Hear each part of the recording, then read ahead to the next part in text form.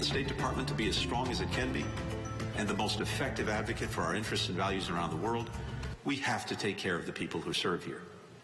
That's our most important duty. That's my most important responsibility. And we will be vigorous and steadfast in fulfilling it. That was Secretary of State Antony Blinken just last month, reassuring the hundreds of U.S. diplomats who have come down with a mysterious illness known as Havana Syndrome. But even now, the details of what or who is causing it are scarce. Now a State Department employee is suing. National Security Correspondent Sasha Ingber has more tonight on what we do know in this fight so far in our Newsy Tonight Focus. American spies, diplomats, and defense personnel suffering from mysterious ailments. In the middle of the night, I awoke to an incredible case of vertigo, tinnitus, ringing in my ears. I was falling over. I felt like I was going to be sick. And I'd spent, years in Iraq and Afghanistan, but this was by far the most kind of unsettling and terrifying experience of my life. Mark Polymeropoulos says he was hit by something in Moscow in 2017. He's one of dozens of U.S. government personnel with similar accounts in Cuba, China, Europe, the Middle East, and even reportedly the U.S. near the White House.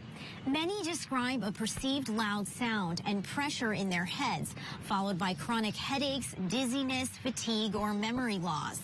It got so bad for Polymeropoulos, he eventually left the job he loved. And these attacks, these episodes, are continuing.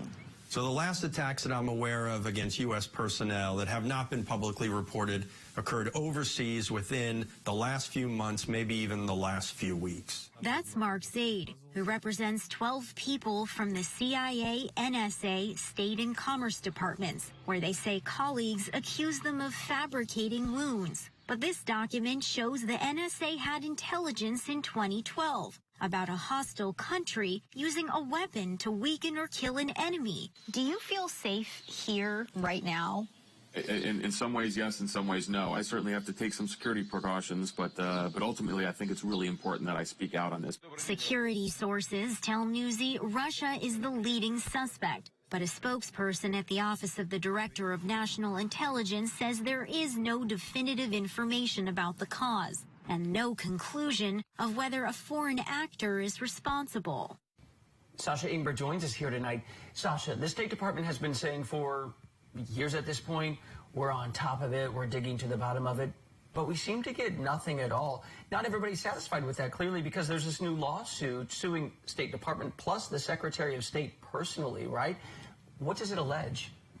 Right. So Mark Lindsay, he is the one who's suing, and he is an engineer who has been helping the State Department, the embassies, the consulates abroad actually secure those spaces. And in this document, he says that he came down with symptoms from this mysterious syndrome back in 2017 when he was in Guangzhou, China. And when he started to voice concerns and when he wrote an email warning his colleagues of these safety and health issues, that then he faced repercussions. And I just want to read a little bit of this document to you.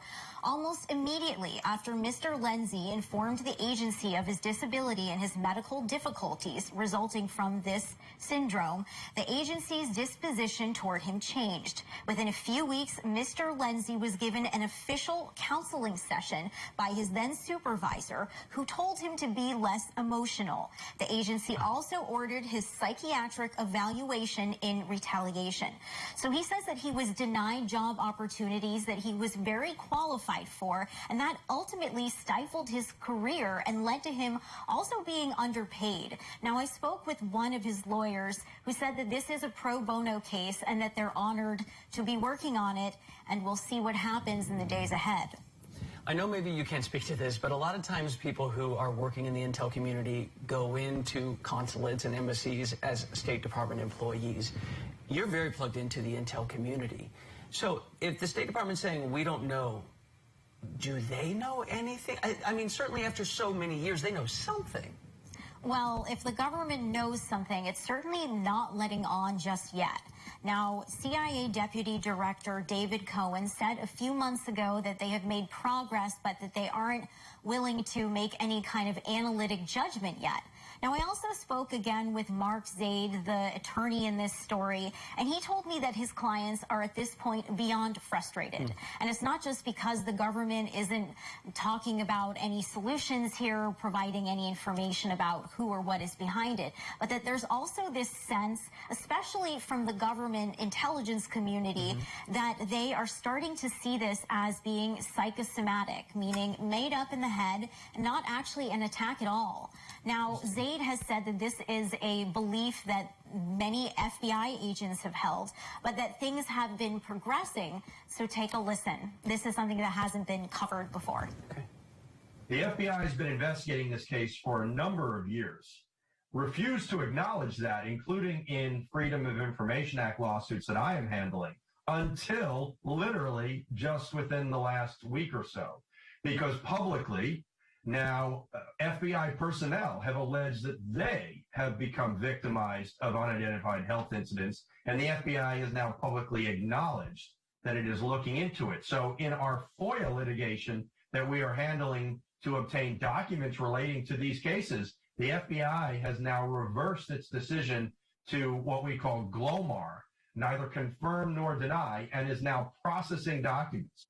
Now, many people, more and more it seems, have been afflicted by this mysterious syndrome.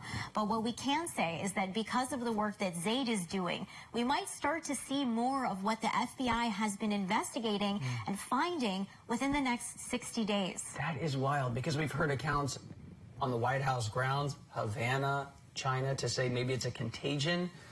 Using national security correspondent Sasha Ingber, I know you're staying on top of this. This is fascinating.